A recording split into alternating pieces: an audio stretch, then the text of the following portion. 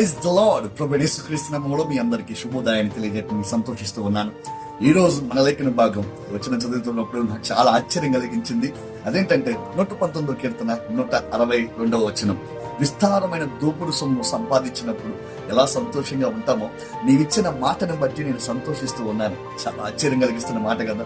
ఒక వ్యక్తి దోపుడు సొమ్ము సంపాదించుకున్నప్పుడు, ఒక వ్యక్తి దొంగ దోపుడు సొమ్ము చాలా వచ్చినప్పుడు ఎలా సంతోషిస్తాడో అలాగనే దేవుని మాటలను బట్టి, దేవుడి ఇస్తున్న మాటను బట్టి మనం సంతోషించాలంట.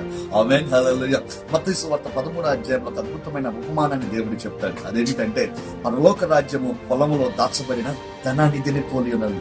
ఒక వ్యక్తికి ఆ ధననిధి దొరికినప్పుడు ఎంత సంతోషిస్తాడు.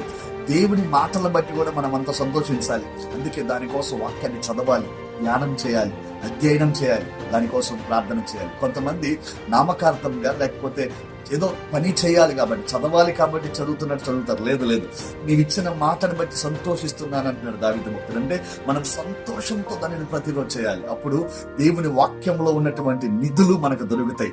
ఆ నిధులు చాలు మన జీవితంలో ఆశ్చర్యకరమైన కార్యాలు జరిగించడానికి. దేవుని వాక్యంలో ఉన్న ప్రతి నిధిని కనుగొని ఆ నిధి ద్వారా దీవెన పొందుదువు గాక. God bless you. Praise the lord.